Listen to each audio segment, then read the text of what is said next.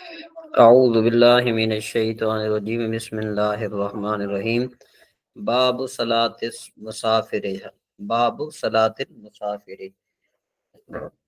اس کی تقدیری عبارت یوں بنے گی ھذا باب صلاۃ المسافر یہ مسافر کی نماز کا باب ہے السفر الشرعی یہاں سے سفر شرعی کی تعریف وہ کر رہے ہیں مصنف علیہ رحمہ وہ فرماتے ہیں کہ سفر شرعی کس کو کہتے ہیں تو سفر شرعی کی انہوں نے تعریف کی اقل سفر تتغیر به الاحکام بھئی کم از کم سفر جس کے ساتھ احکام بدلتے ہیں وہ کیا ہے مسیرت ثلاثت ایام 3 دن کا سفر ہے اچھا وہ کون سے 3 دن کا سفر ہے کہتے ہیں من اکثر ایام السنتی کہ جو کیا ہوں بالکل سال کے چھوٹے یعنی بالکل چھوٹے جو سال کے دن ہوتے ہیں نا ان میں سے 3 دن یعنی آپ یوں بھی کہہ سکتے ہیں کہ جس طرح ابھی سردی آ رہی ہے دن کم ہوتے جا رہے ہیں کم ہو رہے ہیں تو یہ تقریباً میرے خیال ایک حساب بنتا ہے دسمبر کی تقریباً 21 22 23 تاریخ تقریباً ٹھیک ہے جی یہ بنتا ہے یہ سال کے جو ہے نا چھوٹے دن ہیں اور بعض کہتے ہیں کہ 26 دسمبر ہے بہرحال جو بھی ہے تو بہرحال یہ سال کے جو چھوٹے ترین دن ہے نا اس میں جو سفر طے ہو نا وہ سفر شرعی بنتا ہے اچھا سفر شرعی 3 دن اس کا کیا مطلب ہوا اس کا مطلب یہ ہوا کہ بندہ فجر سے لے کر چلتا رہے شام کو بھی چلتا رہے رات کو بھی چلتا رہے نہیں بلکہ سفر شرعی یہ ہے کہ بندہ جب صبح کو نکلا تو دوپہر کے وقت آرام کا وقت نکالے آرام کا وقت نکالنے کے بعد وہ نماز بھی پڑھے نماز کے بعد جب عصر کا وقت جہاں پر آ جائے وہاں پر عصر کی نماز بھی پڑھے پھر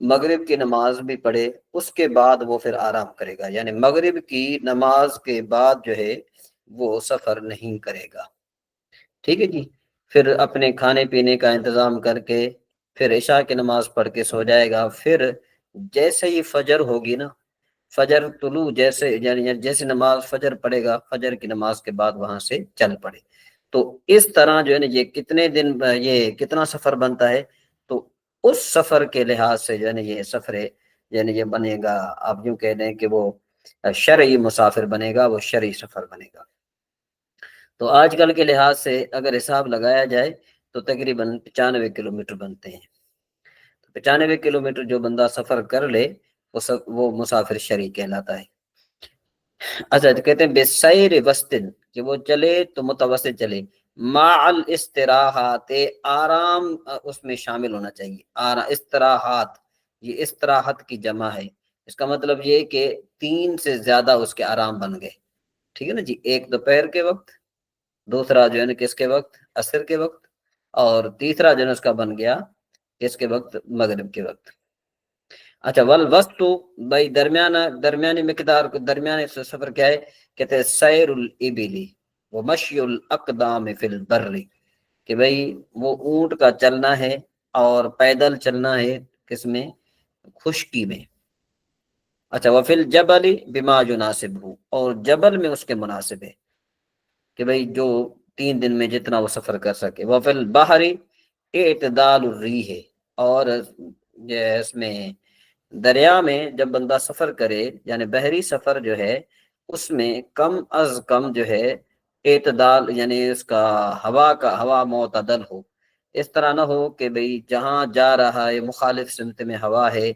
تو 3 دن اس کو جائیں گے نہیں ٹھیک ہے نا جی پھر اس کا سفر زیادہ ہوگا اور اسی طریقے سے جو کیا کہتے ہیں اس کو جہاں جا رہا ہے اس کے موافق ہوا اس کو لے کے جا رہی ہے تو اس کا اعتبار نہیں کیا جائے گا اعتبار کیا جائے گا اعتدال ریح کا اعتبار کیا جائے گا وہ قصر الصلاۃ نماز کو قصر کرنا کہتے ہیں فیقتصر القصر فرد الرباعی من نوى السفر کہتے ہیں کہ بھئی 4 رکعت والی فرض کو قصر کرے گا جس نے سفر کی نیت کی ولو کان عاصیا بسفرہ اگرچہ وہ گناہ گار ہو اپنے سفر کرنے میں ٹھیک ہے جی، مثلا کوئی آدمی جو ہے کسی کو قتل کرنے کے ارادے سے جا رہا ہے، وہ بندہ بہت دور رہتا ہے، یا چوری کرنے جا رہا ہے، یا کوئی اور کام کر رہا ہے، جو بھی مطلب یہ کہ وہ کر رہا ہے، اس کا اعتبار نہیں کیا جائے گا، یہ کیا جائے گا کہ بھئی وہ کتنا سفر کر رہا ہے۔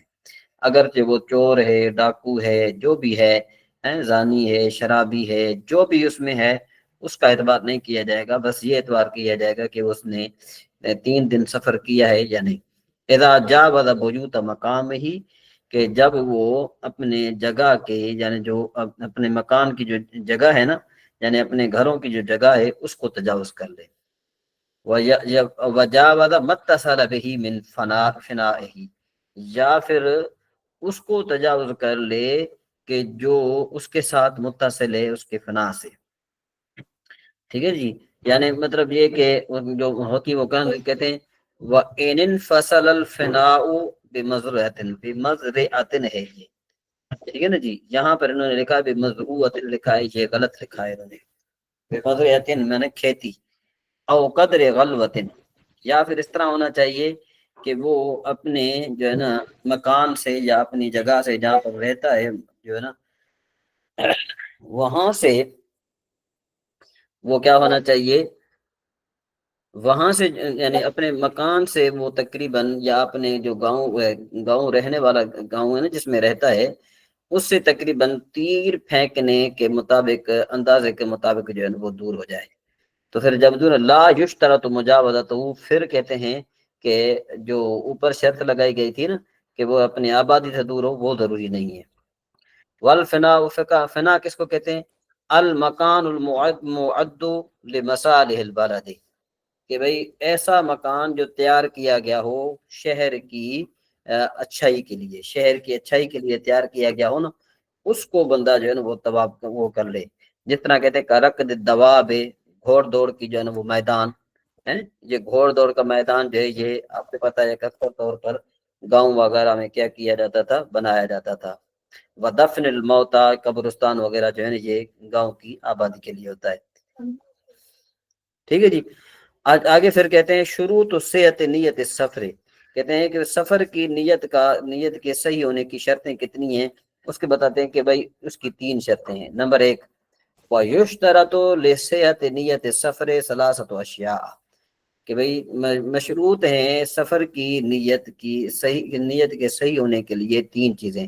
نمبر 1، الاستقلال بالحکم، کہ فیصلہ کرنے میں وہ مستقل ہو، والبلوغ، وہ بندہ بالغ ہو، ٹھیک ہے جی، نابالغ نہ ہو، وہ عدم و نقصان مدت سفر عن 3 ایام، وہ جو سفر کر رہا ہے نا وہ 3 دن سے کم نہ ہو۔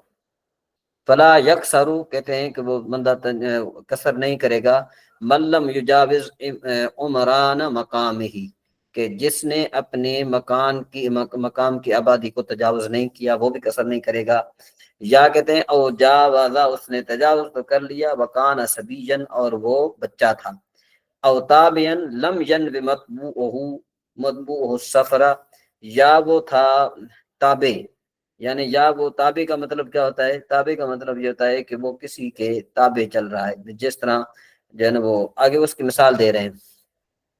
یا پھر وہ تابع ہے کہ بھئی ایسا تابع کہ جس کے متبوع نے اس کے سفر کی نیت نہیں کی، جس طرح عورت اپنے شوہر کے ساتھ ہے، بیوی اپنے شوہر کے ساتھ ہے، تو شوہر نے سفر کی نیت نہیں کی تو عورت بھی جو ہے نا، اگرچہ عورت نے سفر کی نیت کر لی ہو، لیکن عورت کی نیت معتبر نہیں ہوگی، بلکہ شوہر کی نیت جو ہے نا معتبر ہوگی۔ ٹھیک ہے جی، اچھا، والعبد، اور بندہ اپنے جو ہے نا وہ جو غلام تھا وہ اپنے آقا کے ساتھ تھا، تو آقا نے سفر کی نیت نہیں کی تھی، غلام نے سفر کی نیت کی تھی، تو غلام کی نیت کا اعتبار نہیں کیا جائے گا۔ والجندی جو ما امیر ہی، اور جو لشکری ہے وہ جو ہے نا اس نے نیت کر لی تھی کس کی؟ اس کی سفر کی، لیکن امیر نے سفر کی نیت نہیں کی تو وہ بندہ مسافر نہیں کہلائے گا۔ یا پھر جو ہے نا کیا ہے کہ او نابین دون الثلاث، یا اس نے نیت کی 3 دن سے کم، تو پھر بھی وہ بندہ قصر نہیں کرے گا۔ ٹھیک ہے جی، کون کون سے قصر نہیں کریں گے؟ 3۔ پہلی شخص یہ کہ بھئی پہلا تو یہ ہے کہ جو تجاوز نہ کرے آبادی سے، 1۔ دوسرا کون سا؟ کہ جس کے متبوع نے سفر کی نیت نہ کی ہو۔ تیسرا وہ کہ جس نے 3 دن سے کم کی نیت کی ہو۔ تو یہ 3 شخص جو ہے نا یہ نہیں پڑھیں گے، کیا کریں گے اس کو؟ کسر نہیں کریں گے۔ باقی یہ جو 3 مثالیں دی گئیں یہ مطبوع کی مثال ہے۔ جس طرح عورت اپنے شوہر کے تابع ہوتی ہے، غلام اپنے آقا کے تابع ہوتا ہے، جندی جو ہے نا اپنے امیر کے تابع ہوتا ہے۔ کہتے ہیں تو تبر نیت الاقامت والسفر من الاصل، کہ نیت کا اقامت کی نیت کا اعتبار، اقامت اور سفر کی نیت کا اعتبار کیا جائے گا اصل سے، دون تبع تابع کے نہیں۔ یعنی کیا مطلب، جو مطبوع کا ارادہ ہوگا نا وہی اس کا اعتبار کیا جائے گا۔ ان عالم نیت المطبوع، اگر معلوم ہو جائے مطبوع کی نیت اصح روایت کے مطابق۔ جی یہاں تک یہ بات سمجھ میں آ گئی۔ اس کے بعد پھر آگے کہتے ہیں کہ والقصر عزیمۃ عندنا، کہ بھئی قصر کا حکم کیا ہے کہ بھئی ہمارے نزدیک قصر عزیمت ہے۔ عزیمت کا مطلب کیا ہے کہ مسافر کو قصر ہی نماز پڑھنی ہے۔ یعنی ایسا نہیں ہے کہ بندہ کہے جی میری مرضی میں 4 پڑھوں، نہیں، اس نے 2 رکعتیں ہی پڑھنی ہے، قصر ہی پڑھنی ہے۔ فَإِذَا أَتَمَّ الرُّبَاعِيَّةَ، بس اگر اس نے 4 رکعتیں پوری کی، وَقَعَدَ الْقُعُودَ الْأَوَّلَ، اور وہ پہلے قعدے میں بیٹھا تھا، کہتے ہیں صحت صلاته مع القراءة، اس کی نماز تو درست ہو جائے گی، لیکن یہ مکروہ ہے۔ وَإِلَّا فَلَا تَصِحُ، اور اگر وہ پہلے قعدے میں نہیں بیٹھا تو پھر اس کی نماز صحیح نہیں ہوگی۔ الا اذا نوى الاقامت، ہاں مگر یہ کہ اس نے اقامت کی نیت کی ہو، لما قام للثالثۃ، کہ جب وہ تیسری کے لیے کھڑا ہو۔ جب وہ تیسری کے لیے کھڑا ہو نا، وہ کس کی نیت کر لے؟ اقامت کی نیت کر لے تو پھر درست ہے۔ اچھا، مدت القصر، قصر کی مدت کب تک ہے؟ نیت الاقامت، اور اقامت کی نیت اس کی مدت کیا ہے؟ کہتے ہیں لا یزال یقصر حتی یدخل مصر، کہتے ہیں کہ بھئی وہ بندہ قصر کرتا رہے گا یہاں تک کہ اپنے شہر میں داخل ہو جائے۔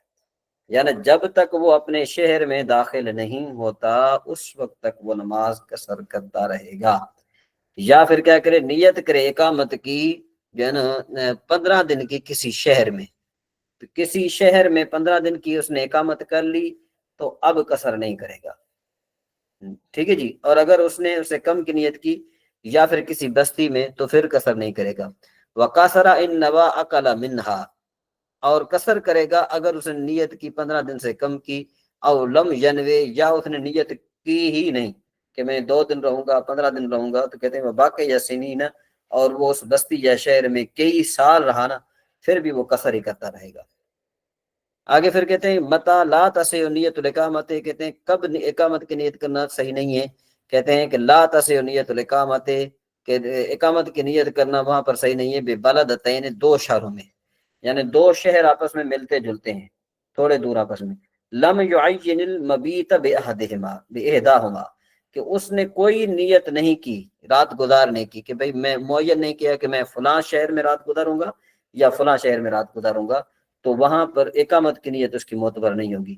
ولا فی مفادۃ لغیر اہل الاخبیۃ، ٹھیک ہے جی۔ اور نہ ہی جو ہے نا کہ ہے کہ وہ کیا کرے گا کہ ایسی جگہ پر، یعنی کہ خانہ بدوش، جس طرح جو ہے نا کیا ہے کہ جس طرح خانہ بدوش لوگوں کے علاوہ کسی کے لیے جو ہے نا کیا ہے کہ اس میں صحرا میں، اچھا جی، صحرا میں، ولا لعسکرنا بدار الحرب، اور نہ ہمارے لشکر کے لیے دار الحرب میں، ولا بدارنا فی محاصرۃ اہل البغی، اور نہ جو ہے نا کیا ہے کہ باغیوں کا محاصرہ کرتے ہوئے اپنے ملک میں اقامت کی نیت صحیح نہیں ہے۔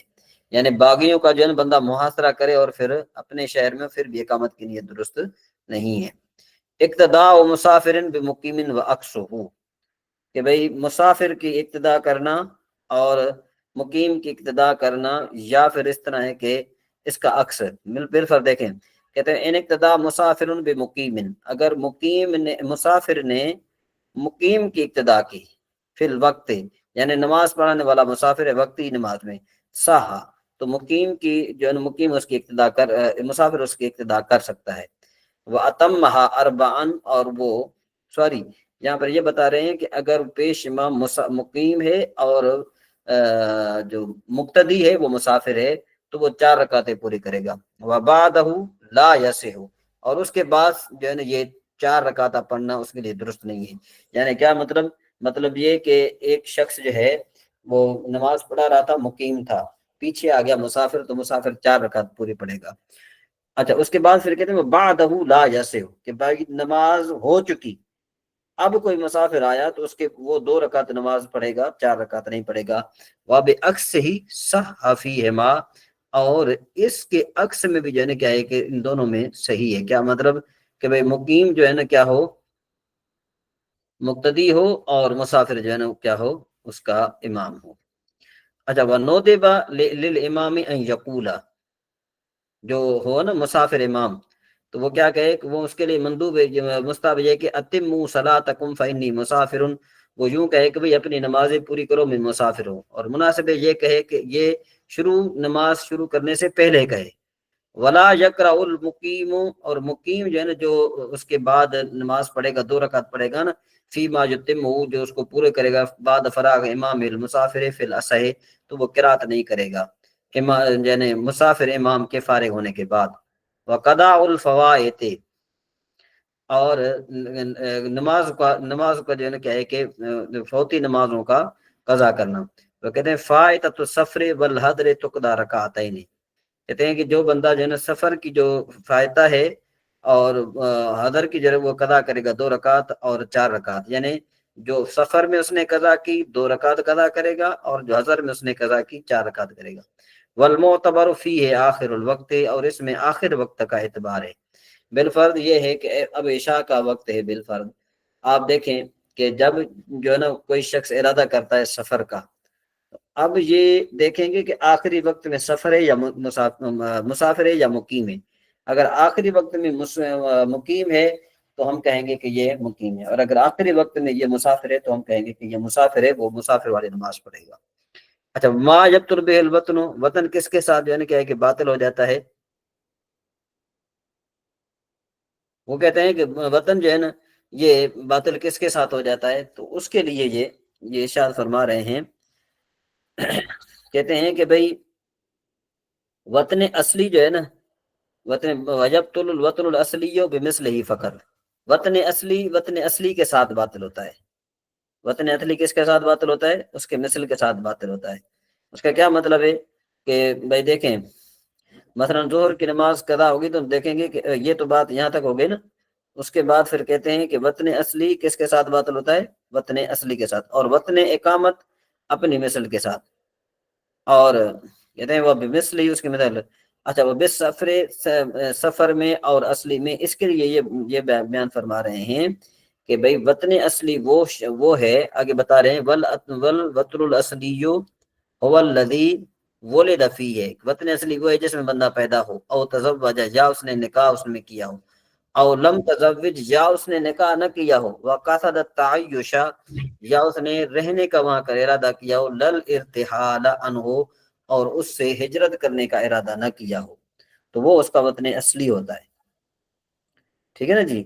اور کہتے ہیں وطن الاقامت، وطن اقامت کیا ہے؟ موضع نوى الاقامت، کہ وہ ایسی جگہ کہ جہاں پر اس نے رہنے کا ارادہ کیا، اقامت کی نیت کی اس میں 15 دن، فما فوق، یا اس سے اوپر۔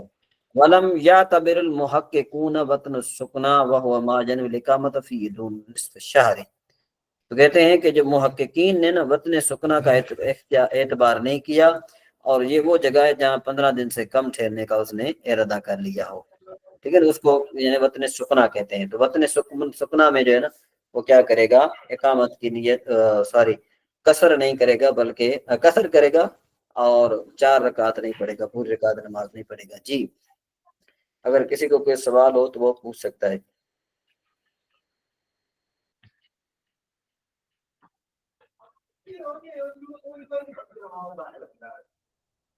چلیں جی آگے چلتے ہیں۔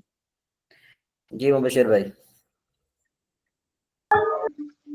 حضرت میرا سوال یہ تھا، یہ جو 95 کلومیٹر لمٹ رکھی ہے سفر کی، حضرت یہ پہلے کے وقت میں رکھی ہوگی؟ آج کل جو وہیکل ہیں، کار بائک وغیرہ، وہ 96 کلومیٹر لگ بھگ 1.5-2 گھنٹے میں انسان سفر طے کر لیتا ہے، تو حضرت تب بھی مسافر کی اس پر قید لگے گی، یا آج کے زمانے کو دیکھتے ہوئے وہ چیزیں تبدیل ہو جائیں گی؟ نہیں 95 کلومیٹر۔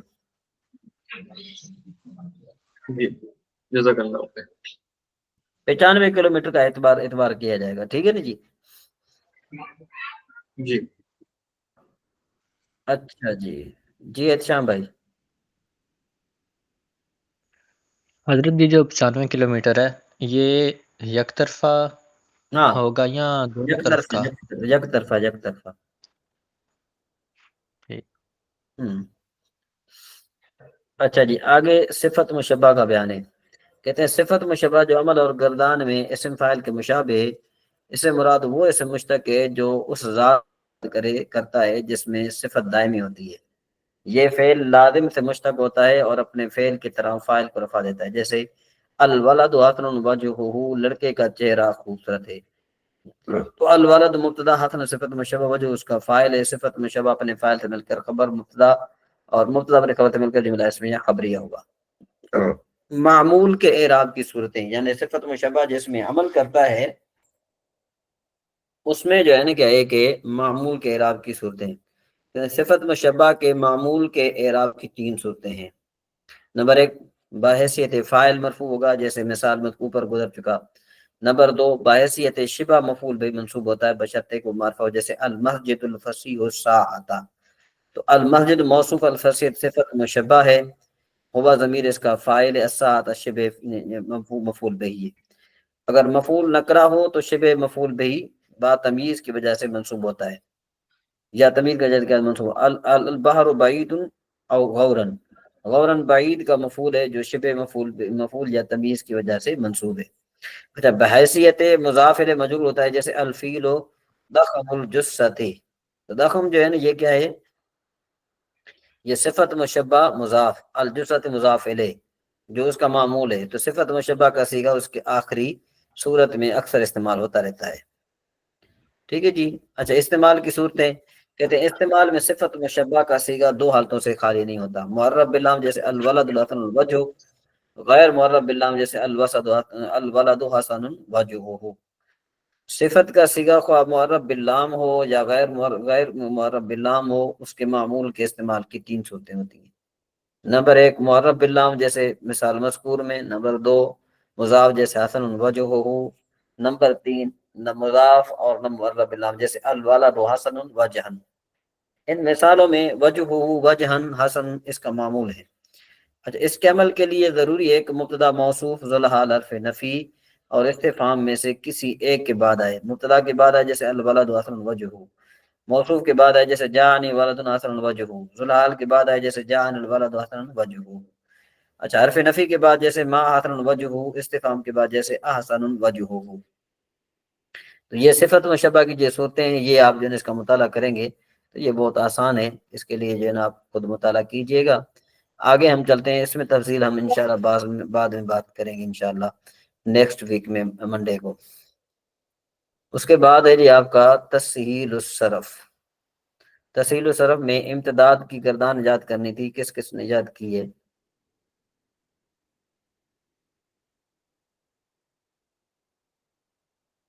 جی مبشر بھائی۔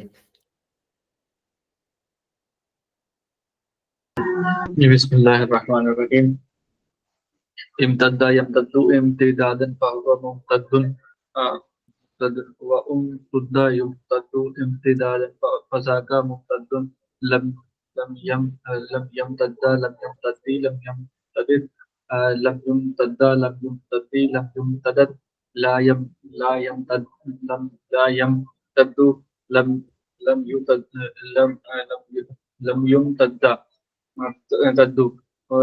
لن يمتد لم يمتد الأمر لا يمتد لا يمتدن لم يمتدن لا يمتدن لا يمتدن الأمر منه امتد امتدي امتدد لتمتد تدي لتمتدد ليمتد ليمتدي لم يمتدد ليمتد ليمتدي لم يمتدد النهي عنه لا تمتد لا تمتدي لم تمتدد لا تمتد لا تمتدي لا تمتدد لا يمتد لم يمتدي لم يمتدد لا يمتد لا يمتدي لا يمتدد الظرف منه ممتدا ممتدان ممتدات माशाअल्लाह, ठीक हो गया जी। एहतशाम भाई आप।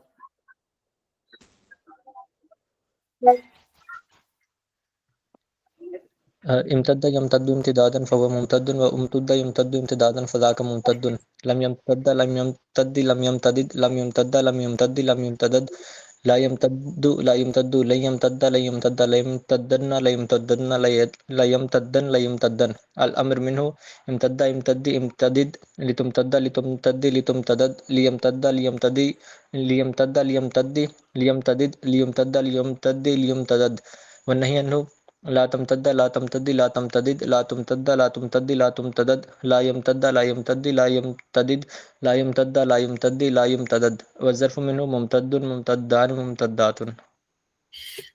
چلے ماشاءاللہ ٹھیک ہو گیا. اس کے بعد اب ہم ذرا چلتے ہیں آگے، کیا کہتے ہیں اس کو، نصاب الصرف کی طرف چلتے ہیں، نصاب المنطق کی طرف. سبق نمبر 9 ہے. کہتے ہیں مفرد کی تقسیمات. مفرد کی 3 طرح سے تقسیم کی جاتی ہے. نمبر 1 لفظ و معنی کے اجزاء ہونے یا نہ ہونے کے اعتبار سے. نمبر 2 معنی کے مستقل ہونے یا نہ ہونے کے اعتبار سے. نمبر 3 معنی کی وحدت و کثرت کے اعتبار سے. اچھا جی.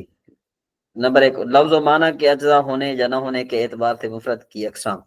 کہتے ہیں اس اعتبار سے مفرد کی 5 قسمیں ہیں. نمبر 1 لفظ کا جز نہ ہو جیسے حمزہ استفہام. نمبر 2 لفظ کا جز ہو لیکن معنی کا جز نہ ہو جیسے اس میں جلالت، اس میں اللہ، اس میں جو ہے نا لفظ کے اجزاء الف دو لام ہاتھ ہیں مگر معنی کہنے کے اجزاء نہیں ہے کہ وہ سے پاک ہیں.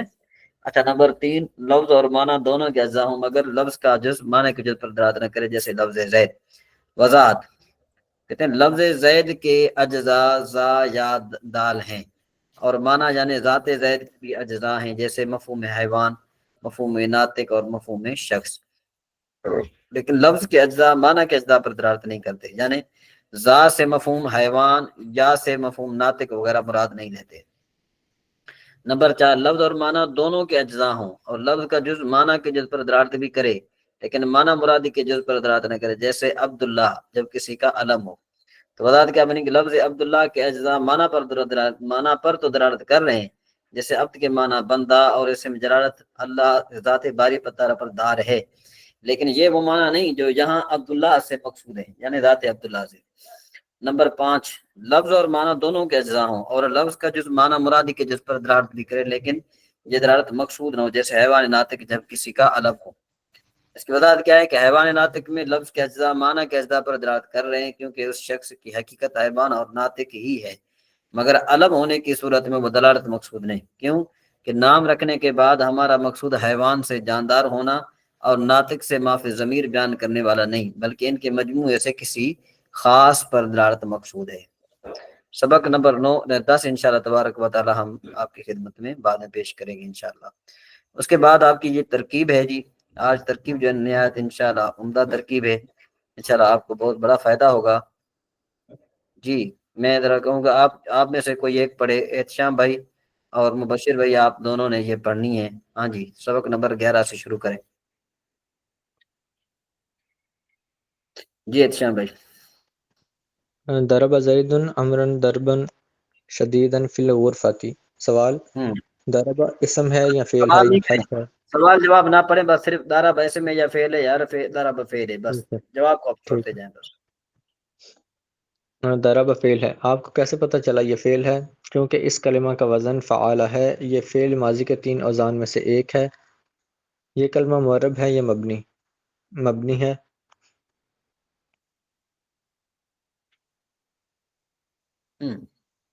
آپ کو کیسے پتہ چلا کہ یہ مبنی ہے؟ یہ فعل ماضی ہے اور ماضی مبنی الاصل ہوتی ہے. لفظ ضرب عامل ہے یا معمول؟ یہ عامل ہے. آپ کو کیسے پتہ چلا کہ یہ عامل ہے؟ یہ فعل ماضی ہے اور کوئی بھی فعل غیر عامل نہیں ہوتا. لفظ زید اسم ہے یا فعل ہے؟ لفظ زید اسم ہے. آپ کو کیسے پتہ چلا کہ یہ اسم ہے؟ کیونکہ اس کے آخر میں تنوین ہے.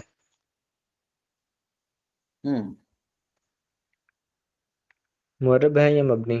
معرب ہے. آپ کو کیسے پتہ چلا کہ یہ معرب ہے؟ کیونکہ یہ اس میں متمکن ہے اور ترکیب میں واقع ہے. اس میں متمکن کی کون سی قسم ہے؟ یہ مفرد منصرف صحیح ہے۔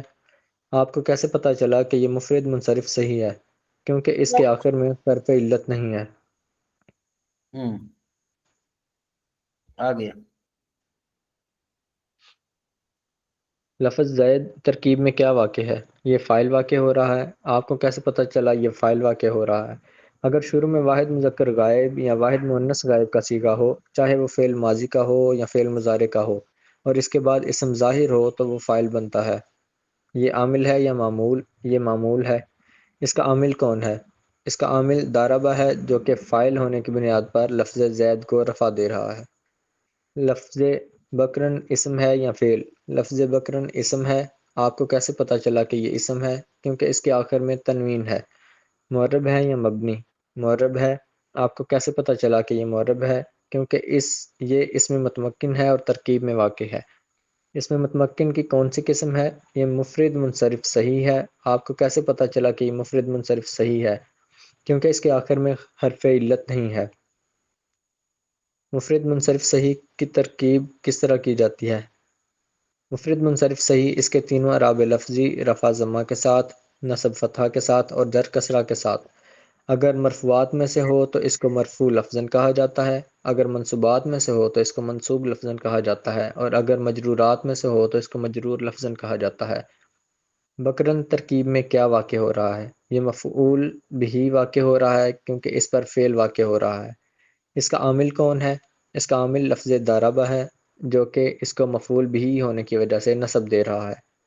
لفظ ضاربہ اسم ہے یا فعل ہے یا حرف ہے؟ یہ اسم ہے کیونکہ اس کے آخر میں تنوین ہے۔ یہ عامل ہے یا معمول ہے؟ یہ معمول ہے۔ اس کا عامل کون ہے؟ اس کا عامل لفظ ضاربہ ہے، جو کہ اس کو مفعول مطلق ہونے کی وجہ سے نصب دے رہا ہے۔ لفظ شدیداً یہ اسم یا فعل یا حرف ہے؟ یہ اسم ہے کیونکہ اس کے آخر میں تنوین ہے۔ یہ عامل ہے یا معمول؟ یہ معمول ہے۔ اس کا عامل کون ہے؟ اس کا عامل لفظ ضاربہ ہے، جو کہ اس کو لفظ ضربن کی وساطت سے نصب دے رہا ہے۔ لفظ فی اسم ہے یا فعل ہے یا حرف ہے؟ لفظ یہ حرف ہے کیونکہ یہ حرف جارہ میں سے ہے۔ یہ معرب ہے یا مبنی؟ یہ مبنی ہے کیونکہ یہ حرف ہے اور سب حروف مبنی الاصل ہیں۔ لفظ فی عامل ہے یا معمول؟ عامل ہے کیونکہ یہ حروف عاملہ میں سے ہے۔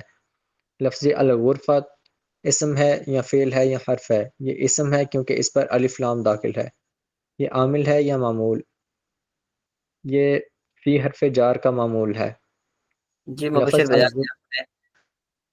ارشاد بھائی نے ماشاءاللہ کافی محنت کی۔ جی سر، لفظ غرفت اسم متمکن ہے یا غیر متمکن ہے؟ متمکن ہے اور یہ مفرد منصرف صحیح ہے۔ معرب ہے یا مبنی ہے؟ معرب ہے۔ آپ کو کیسے پتہ چلا یہ معرب ہے؟ کیونکہ یہ اسم متمکن ہے اور ترکیب میں واقع ہے۔ یہ مفرد اسم متمکن کی کون سی قسم ہے؟ یہ اسم متمکن کی مفرد منصرف صحیح ہے۔ آپ کو کیسے پتہ چلا یہ مفرد منصرف صحیح ہے؟ کیونکہ اس کے آخر میں حرف علت نہیں ہے۔ مفرد منصرف صحیح کی ترکیب کس طرح کی جاتی ہے؟ مفرد منصرف صحیح کی ترکیب تینوں اعرابی لفظی رفع ضمہ کے ساتھ، نصب فتحہ کے ساتھ اور جر کسرہ کے ساتھ۔ اگر مرفوعات میں سے ہو تو مرفوع لفظاً، اگر منصوبات میں سے ہو تو منصوب لفظاً، اور اگر مجرورات میں سے ہو تو اسے مجرور لفظاً کہا جاتا ہے۔ ضربہ زید بکرن ضرباً شدیداً فی غرفتی کی ترکیب: ضربہ صیغہ واحد مذکر غائب فعل ماضی معلوم مبنی بر فتحہ زید مفرد منصرف صحیح، اس کی تینوں اعرابی لفظی رفع ضمہ کے ساتھ، نصب فتحہ کے ساتھ اور جر کسرہ کے ساتھ، مرفوع لفظاً بسبب فاعل ہونے کے فاعل برائے فعل بکرن۔